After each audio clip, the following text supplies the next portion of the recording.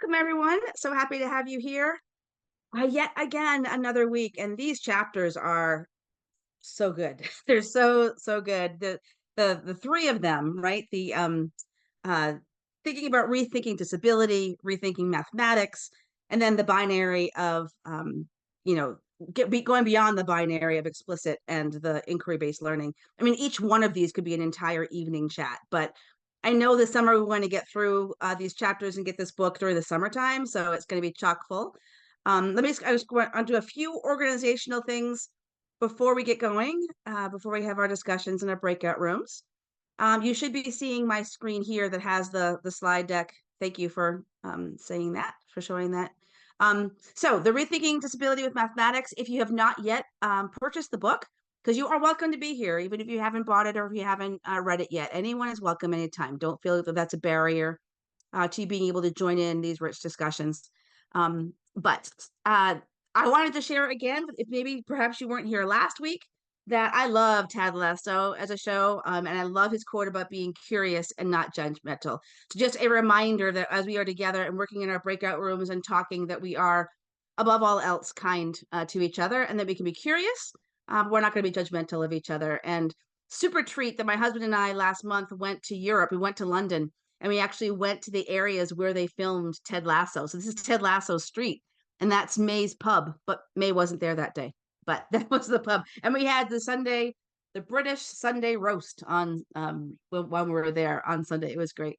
But I also want to let you know there's a podcast called Teaching Like Ted Lasso. There are so many life lessons in the show that go right along with teaching. So highly recommend that if you're interested in that. There also is a podcast this season called Some of It All, and their focus this season is this book. So each week is a different chapter of the book. I just listened again to chapters 2, 3, and 4, and now they just released season chapter 5 conversation today about what is UDL mathematics. So recommend Some of It All podcast for you to be reading along and listening as you are reading it along.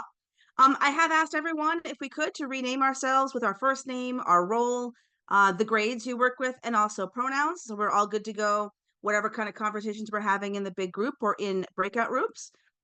Just a fair warning, this is a pretty dense set of chapters, these three chapters. So, I say there's no time limit to this. This is just me wanting to provide a space for anyone that wants to talk. So I'm not uncontrolled to have it be a 1 hour thing. So just let you know that it'll probably go more than an hour tonight. And you're welcome to stay as long as you'd like, but also no judgment if you decide to leave and you're like, that's all I can do. That's fantastic. So no problem at all with that. And also, if anyone else would like to join in, I do have the schedule in my email to all of you. They're not a set date because I'm going to be in Houston. I'm going to be in Phoenix. So I'm kind of all over. So I did the best I could to make it relatively consistent. And so if anyone else is wanting to join the URL, rethinking disability, no, it's not for emails.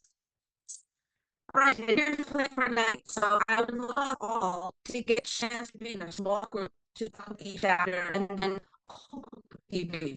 So in the recording, none of the podcasts are recorded. So you have to have any conversation. We'll come back to the whole group. That's recorded and will be shared. So I don't want to say anything solely about your school or any personal experiences.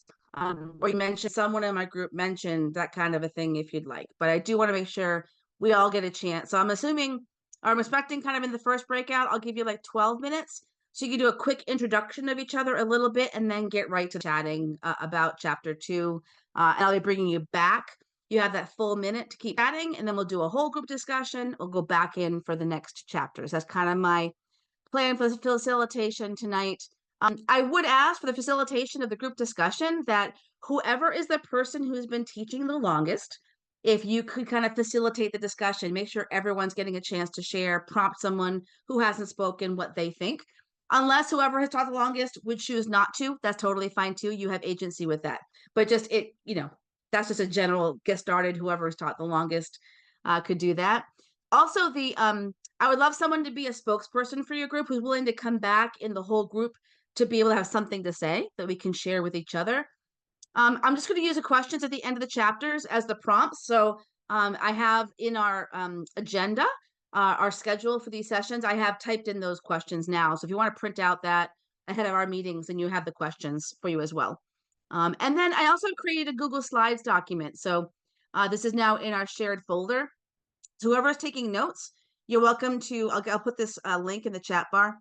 You're welcome to put any notes in on your group's page. So here on, I just labeled them at the top. Here, breakout group 1.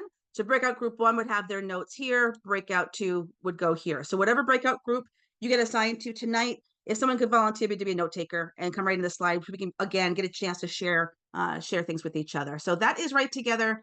The next thing I wanted to share with you, which is this Google Drive folder that I've created for us to share resources together. So I do have the an email, an Excel spreadsheet for you to enter in your name and emails in case you want to contact anyone else in a similar role, continue conversations. Here is our schedule for the summer, for the dates, but also the reflection questions that we'll be using to help facilitate our conversations. Ooh, it's kind of doing that spinning wheel of death. I don't like that. I don't like that at all. And then also you have in here the notes. So I've been taking very detailed notes. I call these Tammy McMorrow style notes because Tammy, who's here tonight, is always so good about watching webinars, but typing up her notes and sharing them with the world. So that's my attempt to share with the world. So they're just for your own, they're from me, but you're welcome to look at them, refresh your memory about what's happening in the chapters. So all right. And then here's that Google Drive document that we can put our notes in right here in this folder. Let me just actually get this link in the chat bar for you, and then you'll have that as good to go. All right. So I would love it if anyone would be willing to share any big takeaways from this chapter about rethinking disabilities. The idea that there's so many different kinds of disabilities and so many different needs. I'd love anyone to be willing to share. I'll speak kind of for our group. One of the things we each had read about or had learned about the different models at some point in time, but not really thinking about that we can view students with a disability through a different kind of lens. And then also then how does that affect how we approach their instruction and their learning with mathematics. So that just was interesting. And so we spent some time talking about some of the different models, and we seemed to most kind of agree to be most intrigued by the neurodiverse model. That really resonated with most of us. Mm-hmm. The end.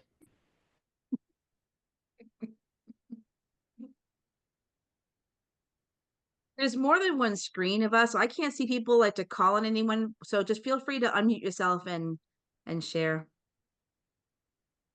Our group was really kind of talking about the fact that all of us had different experiences, and someone shared that Samantha, if that's okay with you, we had it in our notes that her sister had an IEP and her parents were trying to put her in a class for advanced mathematics. They wouldn't let her. And it's like, why are we doing that? Like, I know that I have someone in my life that keeps saying people problems are getting in the ways of kids. And then someone else was sharing that, because we are teachers of math, we wanted to keep kids in. And they're like, no, the ESE has to go out with a pull-out teacher with this person who supposedly is an expert in ESE, but they're not an expert in ESE math. So we were trying to have to talk about, we have to sometimes fight the systems that are put in place.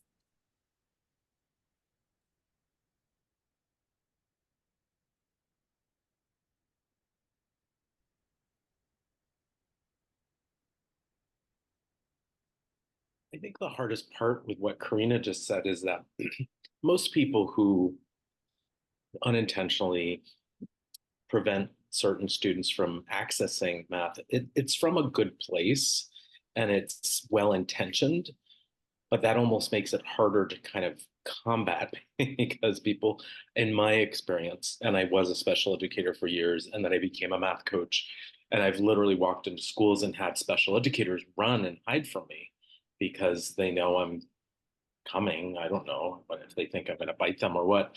But but it makes it hard to have conversations with those people. And I find often they become very defensive because they're trying to help and they're doing something out of the kindness of their heart, kind of, but it's hard for them to recognize how they're actually limiting the possibilities for the student. I haven't perfected yet the way to navigate that, and so any thoughts are greatly appreciated. I think one of the things that I've always had struggled with is like every time we remove a student with a math disability from the general instruction that's happening and their grade level instruction that's happening, we remove their ability to access that grade level instruction. And so like every time we take them out, we're like they're further and further and further behind, and they don't ever get that opportunity to interact with that grade level math. And it takes time and it takes work and it takes collaboration, I think, to like look at grade level mathematics that you're teaching and think about like, how do I build access for all the kids in my class? And whatever I might do for Max might support Susan and Harry and Fred and whatever, like that universal design thing kind of thing, like that she talks about here. It's like what I do for one kid might then open the door for other kids that I might not have known needed a door open for them. Right? So, yeah. But it's being vulnerable to say like I don't know how to do that. Like I gotta go to somebody else to ask that. And if we can collaborate more and talk more, like how do you build access for all kids?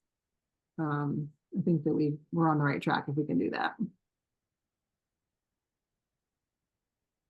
I can just like connect that to what of our group talked about with the accessibility model, I guess, which really resonated with us. Like, is the learning environment actually causing or further, compounding the challenges? And just how do we we have all these different specialists that are interacting with students. And so how do we all as a cohort, supporters, like everybody who's involved in math, like have a consistent understanding of what it is that we're aiming for, what we want our students to be able to do, and what somebody else just said, like how do you provide that accessibility? Everybody's very well intended, right? But what does that really look like? And yeah, so I spent the last year in a very challenging situation, which was basically the debate in chapter 4, and we'll get there. But I'm very much, in the guided inquiry approach, and was being told that that was incorrect because it wasn't direct, explicit. But I don't want to sound like kind of obnoxious, but I do feel like I'm standing on solid ground with my approach. And like TJ said, it's very hard to negotiate that with people who are very well intended and have been trained or have years of training, deep training in another way. So, but we're talking about that access and what we value, and what if we all have that in time and ability to explore that and understand what that means, so that a student is getting consistently positively supported, I guess. That story about Luis was just so fascinating, right? Like in the fall, he's perceived as being an amazing, one of the top problem solver kids. But in the spring, when the instruction shifted to be more explicit because of the dreaded state testing demands, now he's a struggling learner. And another student who was just the opposite. She was struggling in the fall, but then she was excelling in the spring because she could do the procedures. Like how it could be more clear than that. The kids didn't change. It was the viewpoint and the instruction that was changing, right? One of my friends, BER presenter with me, Kelly Harmon, talks about dystotia. They just weren't taught right. Dystotia. So true. Great. Well, thank you, everyone. We were also, Annalise, I was just going to say, we also talked about how language-based a lot of our math programs are, and how that puts so many students at a disadvantage. I think that was another part. Yeah, absolutely. Absolutely. All right, let me get you back in the rooms again to talk about chapter 3 on rethinking mathematics. What are our goals with mathematics, and how does that affect how our students, or what the opportunities that we give to them? I'll give you 10 minutes and then bring you back out again. I'll go. We were in breakout room 1, and we are proud to say that we have 153 years of teaching experience in our room. So I'd love to know what everybody else had, but we had like 4 big takeaways. And of course, we talked about a whole bunch of stuff, but that faster isn't smarter, that students need time to think and problem solve, that mathematics is creative and collaborative. And then we talked about thinking boards and individual thinking boards versus, the ones up. So like when the kids take a test or something, you hand them a paper and say, here's your individual thinking board, just to use those words, That's what we talked about. Thanks, Laura.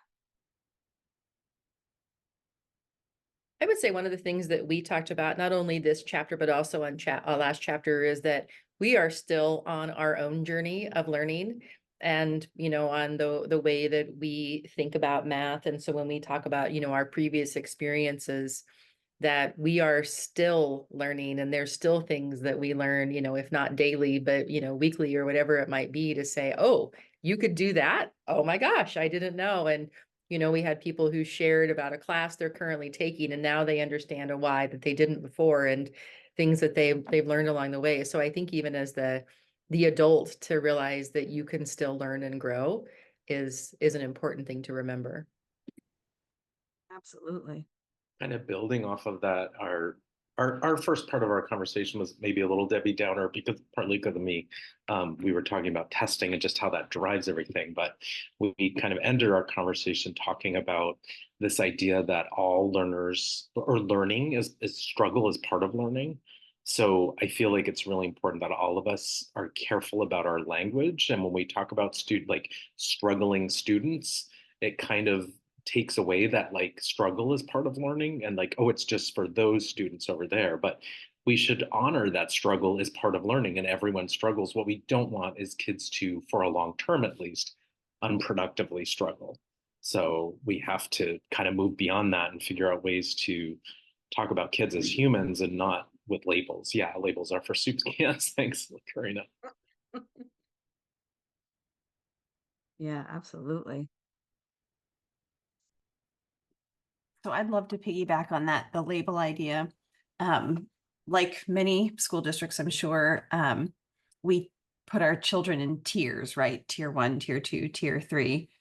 And we had an elementary school where the instructional coach put every single student with an IEP on tier 3, despite what they scored on their screeners, because, well, they have an IEP and they need support, so they must be tier 3. Wow. Ouch. Yeah. Yeah. One of the things that we talked about in our group, we're group 3, and it was specifically challenging for me as a learner to pick up on this, but the idea of learning trajectories or progressions, that we have so much of what we've been learning about in math has been about how learning occurs across this progression, and that these skills build on one another and so on and so forth. But just after reading this chapter, I was really challenged to think about that in a different way. And I don't remember who it was in our group, but we were talking about how Pam Harris talks about that, yes, math does have these skills that are built one upon the other, but your kids come to you like this. And so you have to keep providing these opportunities where, yes, math is linear at some point, but it's just not completely linear. And so we can't teach it in that fashion. And so unfortunately, a lot of our resources that we have are done that way. Mm-hmm. Yeah, I've heard that many times, that my students can't do XYZ because they don't know their basic facts. So there are students put into an intervention of just basic facts, and they're not having the time with the core instruction. But I'm like, but there are other ways to figure out your core content. Just choose 5s and 10s in one group. I can get them there. It doesn't have to be knowing all multiplication facts, right? So how often are the students denied access to core grade level content because they don't know the beginnings? And I found this chapter fascinating as well, that there are some neurodiverse kids who multiplication is easier for them than adding or subtracting. Like, oh, I haven't thought about that before, because I'm very much of a learning progression and here to here to here. I hadn't really thought about a student that would show strength in one content, but not other, that I perceive as being earlier in the trajectory. Like, holy cow, that's just, yeah, opens the mind to that. I also One really, thing, good. go ahead, Jessica, go ahead. One thing, just kind of building off when we were talking about redefining labels and things, I've done building thinking classrooms now for 3 years and I've loved it. I started in first and then did it in third, and now I'm middle grade, so I'm helping teachers implement in middle.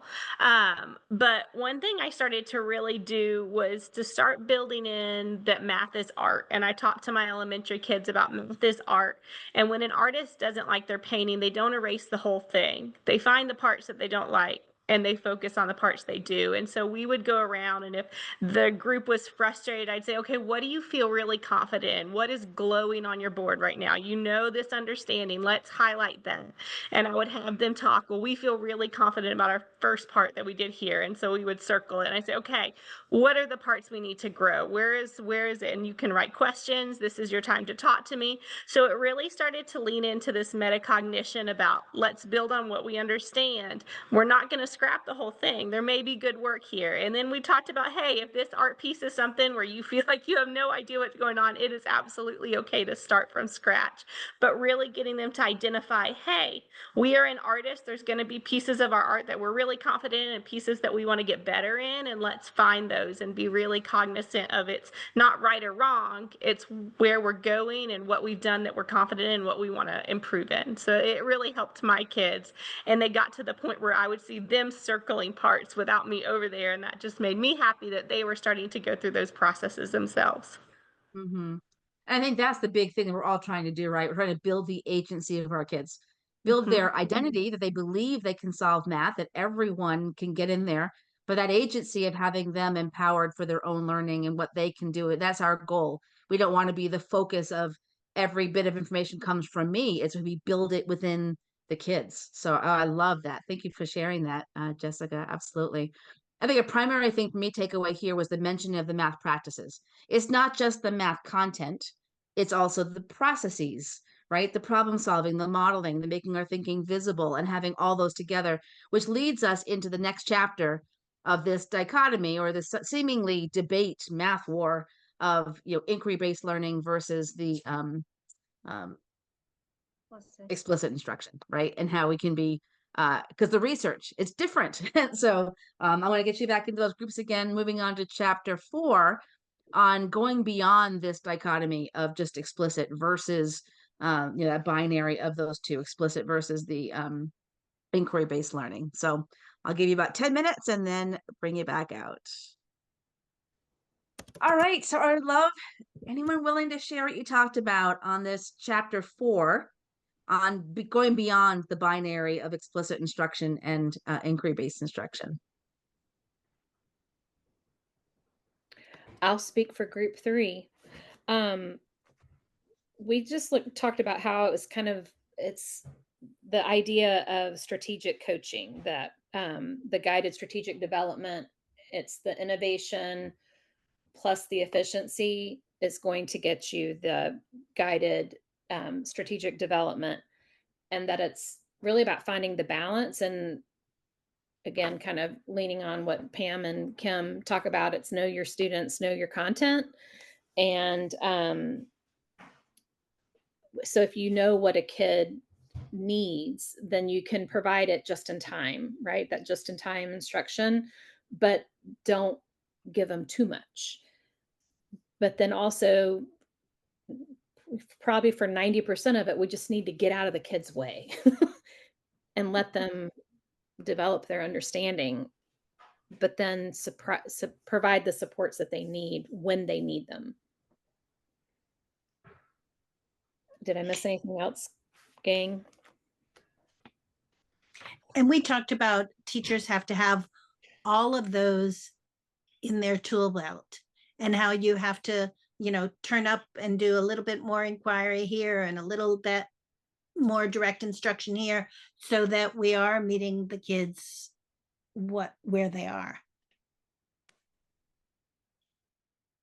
Someone in our group 8, raise your hand, group 8, had this one quote from page 70 that I think kind of captures carefully sequenced instruction that is highly scaffolded, yet still allows students to do the thinking. And that's a handful of words that are a lot is being said right there. And I thought that those, especially carefully sequenced, Mhm. a lot. Thanks for whoever said that in our group. Absolutely, because traditionally, students are being taken from the classroom because there's an expectation that they can't do the work, so they can't get the open-endedness. And I love the quote on 66: to assume that certain students cannot do this kind of math because they can't think, and thus need to be given math procedures only, is ableist and destructive. And I have witnessed that in my career of being told, well, these kids can't think like that, so I have to just kill and drill the math facts, right? Like that. And I'm concerned with I know in reading, in one of the groups that I was in, talking about the reading being drilled down to the phonics, the science of reading, and how it's not enough phonics. But I loved how Samantha in her group was talking about how it not only is parallel with the math, the way she was thinking about it, because she's thinking about the math as being about patterns and relationships, not basic facts, kill and drill. But I think that's the issue, is that people want to make a parallel and say, well, kids don't know their basic facts and they can't do anything else. We need to just kill and drill it. So I loved how Samantha was like, no, it's about relationships and number sense as foundation, not as have to know with automaticity their facts. And that's, I think, part of that professional development we want for teachers to have, because so many of us didn't get training about this in our collegiate training programs. I'm certified K-8, but I came out with a master's degree in education, no more understanding how kindergartners learn math than 8th graders. It's no fault of anybody. I had college math classes, so I'm sure they assumed, well, she's had college math classes, she can teach. Well, because yeah, you don't understand the expertise needed. Younger than kinder, even. Like, the whole world going on down there of expertise, right? How You do don't we know if you change don't that? know. We need to fix that in teacher preparation programs. Like, there needs to be more how to teach math in teacher preparation programs. It's like, it's so desperately needed. Tracy Totally Zager agree. said in Tracy Zager said in her book that the group of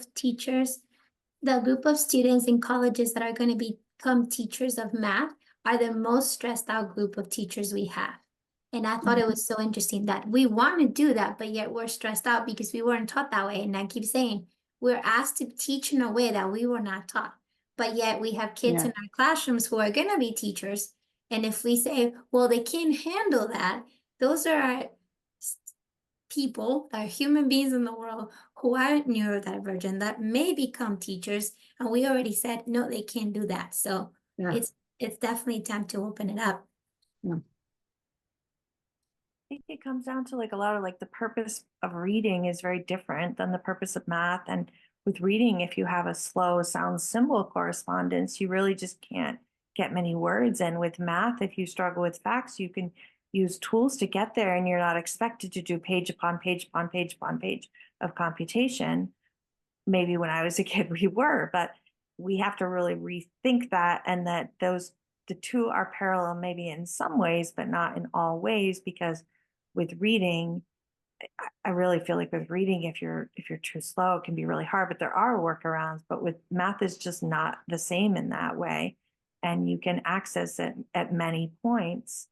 And so I get it. I get like the reading perspective of like, oh, we weren't explicit for so long, we were leaving kids behind. But with math, it's not the same end goal. So it's different. Mm-hmm. I just to put in one more thought into this conversation, because I think it's also so much more socially acceptable to be bad at math than be bad at reading. And people don't admit that, very few people admit that they're having difficulties with reading, but everybody easily like, oh, don't get me with math. And I think that has to change too.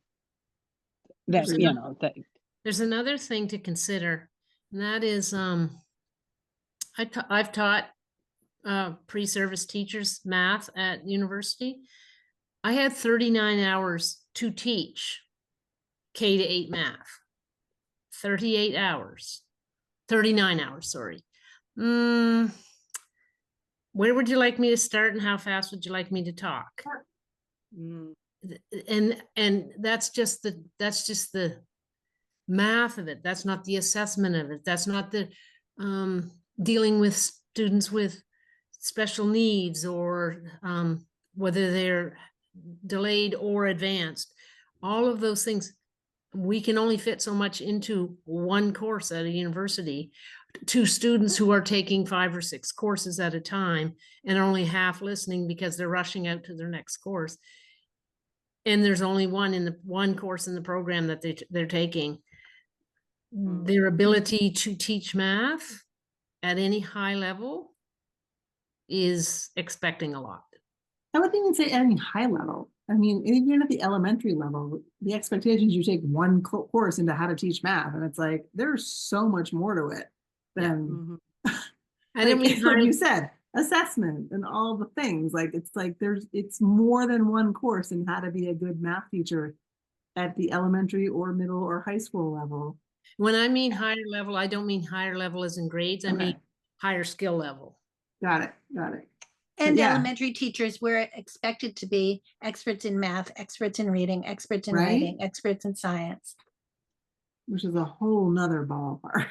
Don't forget social studies and behavior. One connection I've seen between science of reading and math, and it was just something I continued to see as we were preparing for new legislation this year, was I saw a really deep connection between math instruction and comprehension instruction in reading. And what I mean by that is some of the things that have started to come out through all of the new legislation and comprehension is things like that needs to be rooted in background understandings and knowledge. I'm like, all right, well, that kind of lends to building on what a student knows in math. And then the second piece was how we use reading strategies and comprehension strategies and how we teach them as these one-off isolation skills, and we teach it on a grade level text where it holds little value. But if you give a student a text that is maybe just above their independent level or something like that, where they need to access those strategies to be successful, then all of a sudden the strategies that we teach them are becoming valuable. They're seeing the value. I see the same in math. We're teaching all of these things and all these understandings, and if we're explicitly teaching them in isolation and it's an I do, we do, you do model, and then we move on to the next day, it holds little value. But if you can root them in context and tasks, and you can also increase number size or make things more challenging.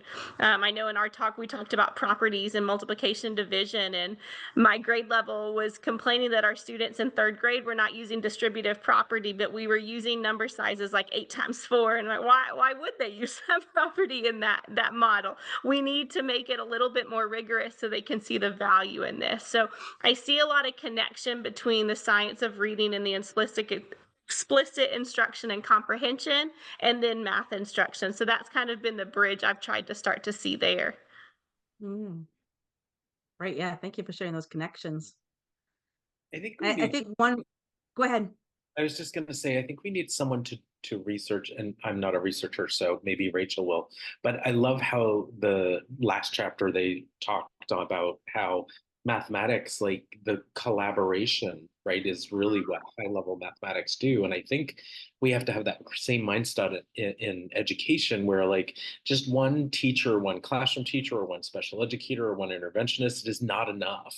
We have to be collaborating and team planning and, co-looking at assessment results and planning for the next day or week. And so that's a very dynamic kind of whole process. And it excludes kind of like programs and materials that I think are such an obsession in schools, and really privileges like deepening the ability of educators to teach math well to all students.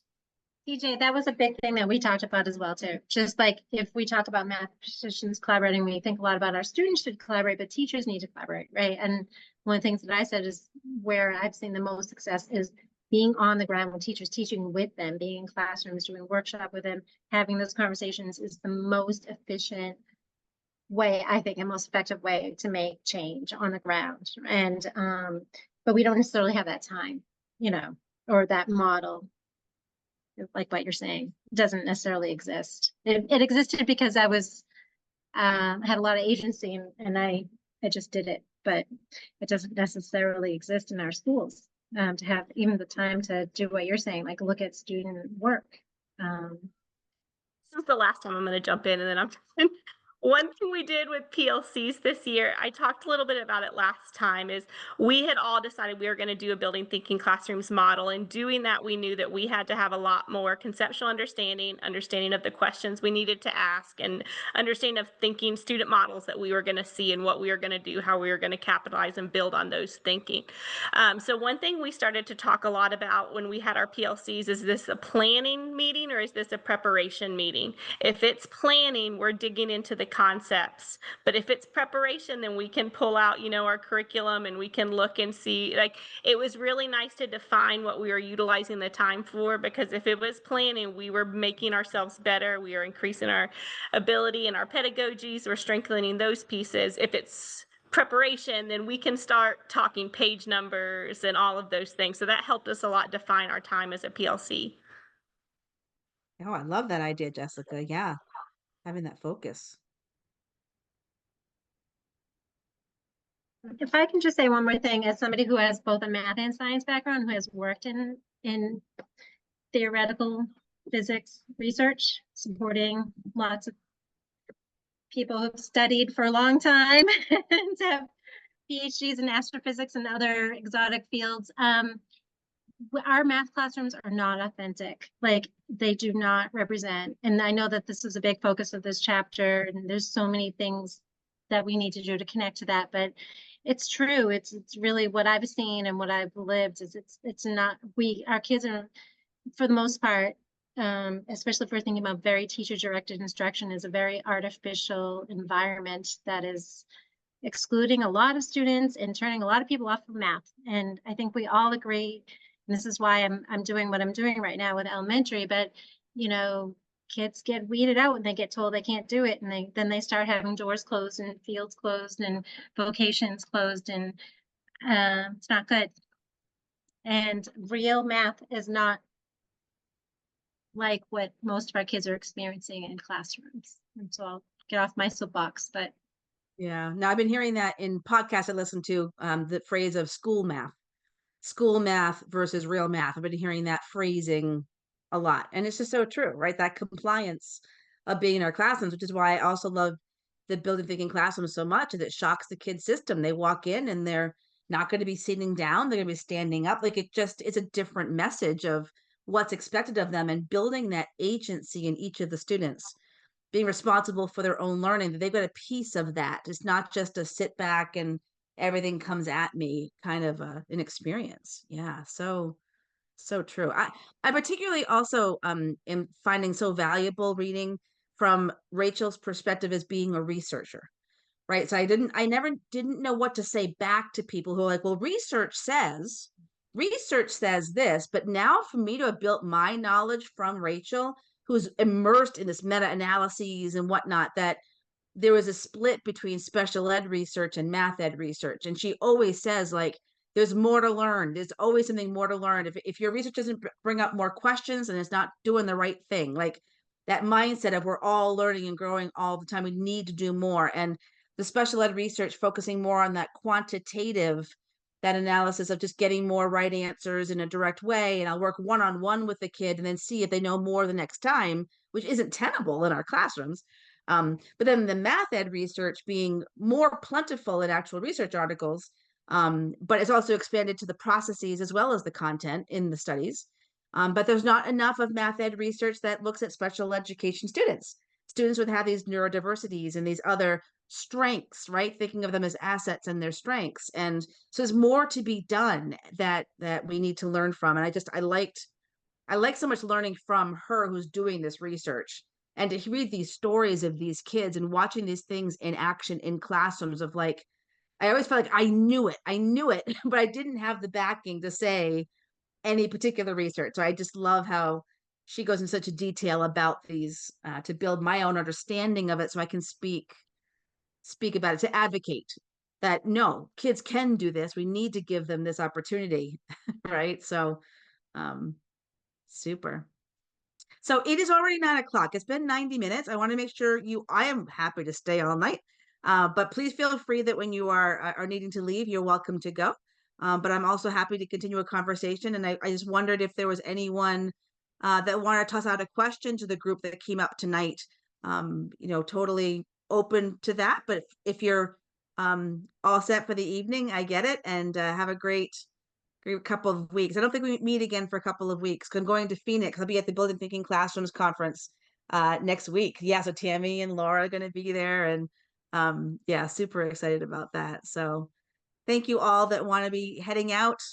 I know it's a jam-packed evening tonight. TJ, we got to get you there someday too. It is such a tremendous conference of so many people. I mean, everyone that's there is like-minded. Everyone there believes everyone should learn math in these ways, and everyone there, and just the humanity of people and acceptance and diversity, and just everyone is just super kind. So I know Laura, Heidi will miss you this year. Laura, I wanted to tell you that Group 7 had 115 years of experience. So if you think about it, I know something you said, I think it was in our first meeting, why is it taking so long for change to happen? Like you were just saying, Annalise, there's so many of us that are like-minded. If you put one in every state, we're gonna make changes. I There we think we go. just have to make some kind of something. I mean, I know that there's amazing people here making podcasts. I'm not there yet. I'm the consumer of podcasts at the moment. But the books that are there, the conversations that we're having someone like you and Elise who's like opening this up, you're like, nothing that needs to be done, but thank you for giving us the opportunity to get together. I just talked to people from Nebraska, Wisconsin, and Chicago. I'm in Florida. I mean, that's amazing. But I think the more of us that keep on having these conversations, if we find one person that we can talk to, that would be then two people that can be like-minded. I know at FCTM, we had 1,200 teachers in the state of Florida. And that was That's amazing to awesome. see, because Yes. hopefully they'll go back and take something back. I know something that always sticks with me is what John and Kyle say, that, elementary teachers go into teaching because they want to work with kids. But middle school and high school teachers go into teaching math because they love math. And I struggle with the fact that they love math so much that they just describe it to death or explain it to death, and they don't understand when somebody else doesn't understand. And I'm like, just because you go slower or you talk louder doesn't mean that they're gonna understand it. I was that kid. I came to the United States when I was 13. You could speak as loud as you want to and as quickly or as slowly. I wasn't gonna understand because there was a language barrier, but I knew the math. But I wish that they would talk more vertically with teachers that are in elementary school, like Tammy saying, I can do thinking classes in middle school. Really? Talk to Tammy. And she's right next to me at my board. Like, she has little people, little human beings doing it. And I know she doesn't say, well, he's ESC and he's dead, and there's none of that. So if we could only have more of the conversation within teachers and different grade levels. Like, I know that in Florida, we have a document that talks about vertical and horizontal, but I wish we had a conference where we had elementary, middle, and high school teachers all getting together and talking and what's working, or what is it that you see? My kiddo now in Florida, again, we're in Florida, is graduating. He's the graduating class from what I remember when Common Core was here, and it came and it crashed, and whew. And I know that he thinks about math differently, but he's still not there because the teachers he's had in middle school and high school have gone backwards. So like, I wish we could build that part. Dreams, you never know when they come reality, right? Right. No, absolutely. Thank you, Jessica. Thanks, Koya. Koya, where do you live?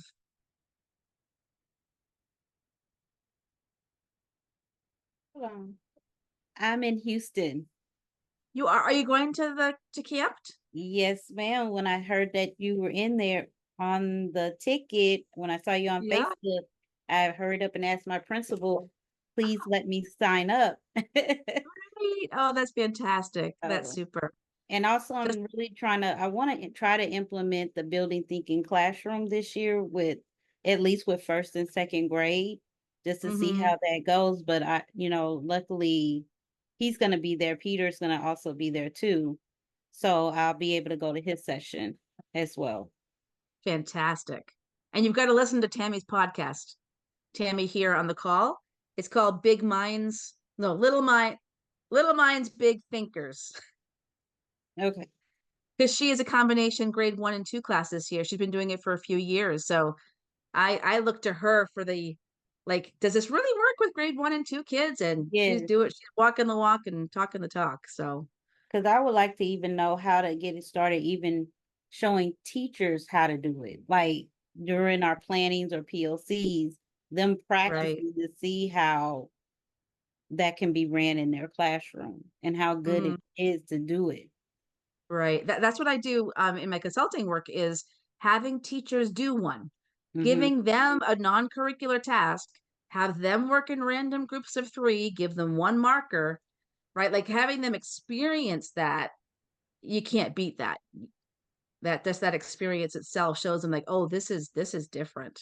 Hmm. This is, yeah, this changes the game.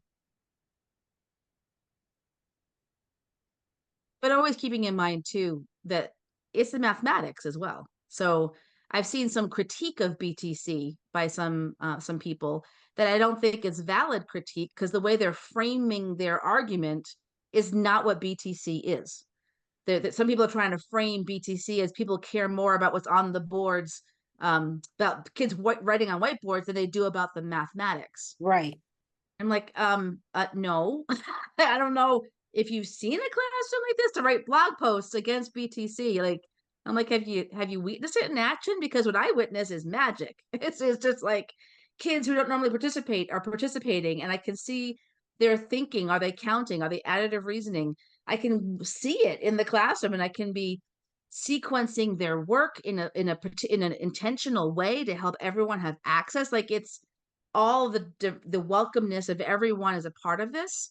Um, yeah, so I just think it's just it's I get concerned when people on like social media and things frame conversations about a misinterpretation of something.